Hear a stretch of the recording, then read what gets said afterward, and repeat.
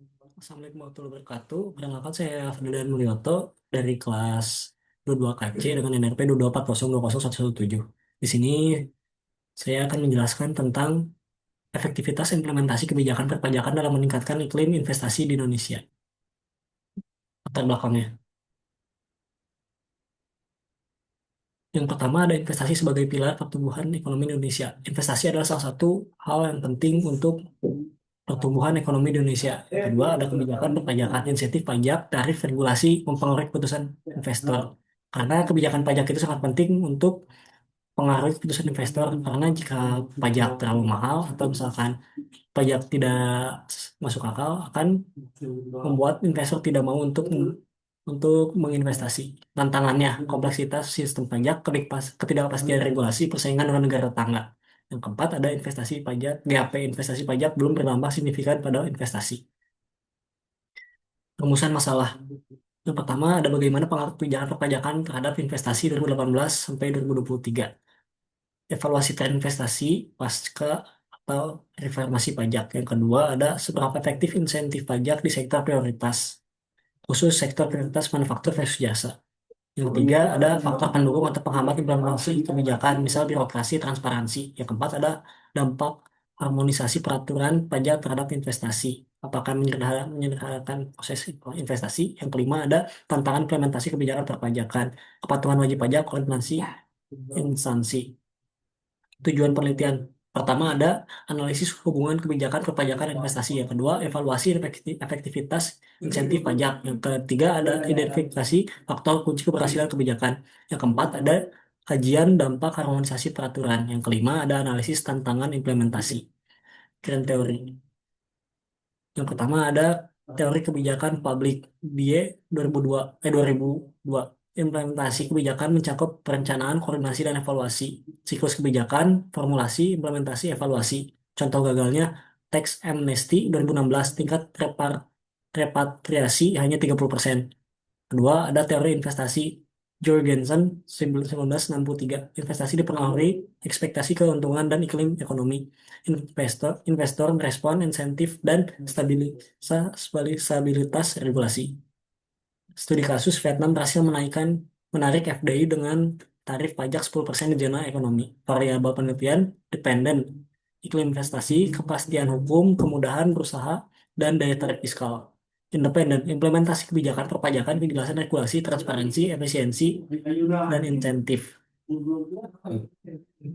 Karena konseptual, kebijakan pajak, variabel X, variabel X-nya implementasi, variabel Y-nya iklim investasi. Subvariabel X, kejelasan regulasi skor OECD 6/10.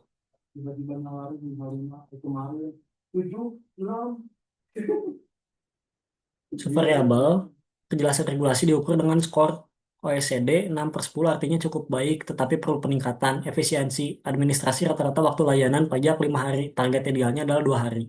Subvariabel Y, jumlah proyek investasi data BKPM, Indeks Kepuasan Investor Survei World Bank. Jumlah proyek data kuantitatif dari BKPM, Kepuasan Investor Survei World Bank, misalnya skor kemudahan berbisnis. Hipotesis penelitian. Hipotesis utama, implementasi kebijakan pajak berpengaruh positif pada iklim investasi. Untuk menunjukkan signifikasi, hipotesis tambahan insentif pajak lebih efektif di manufaktur daripada jasa. Dasar sektor manufaktur lebih padat modal dan mendapat insentif lebih besar. Metode penelitian. Metode penelitian ini menggunakan jenis kuantitatif explanatory. Datanya diambil dari kuesioner skala Likert 1 sampai 5 untuk pelaku atau usaha investor. Sampelnya 100% responden. Purposive sampling. Analisisnya yang pertama menggunakan uji F simultan, menguji apakah semua variabel independen secara bersama-sama berpengaruh signifikan terhadap variabel dependen. Yang keduanya ada uji T parsial, menguji pengaruh masing-masing variabel independen secara individual terhadap variabel dependen. Yang ketiga ada koefisien determinasi atau R2, mengukur seberapa besar variabel independen dapat menjelaskan variasi variabel dependen. Uji F mempengaruhi simultan suatu variabel.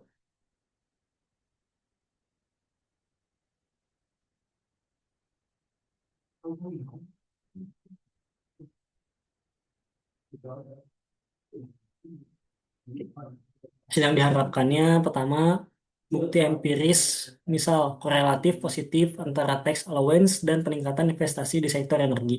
Rekomendasi, contoh penyederhanaan proses pengajuan insentif. Ketiganya kontribusi bagi pemerintah dan akademisi. Pemerintah bahan evaluasi kebijakan, akademisi referensi studi hubungan pajak investasi. Implikasi kebijakan.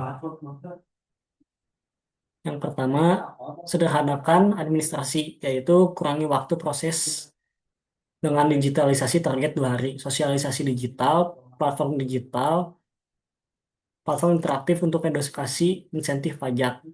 Yang ketiga ada dashboard transparansi, real time tracking realisasi insentif untuk akuntabilitas. Daftar pustakanya dari pertama dari Jurnal Amir 2020 Dewi dan Pratomo, yang keduanya Lembaga OECD, World Bank, dan BKPM, yang buku dari Darussalam 2001 tentang pajak digital, laporan Kemenku Bank Indonesia. Sekian dari saya, mohon maaf apabila banyak kekurangan. Assalamualaikum warahmatullahi wabarakatuh.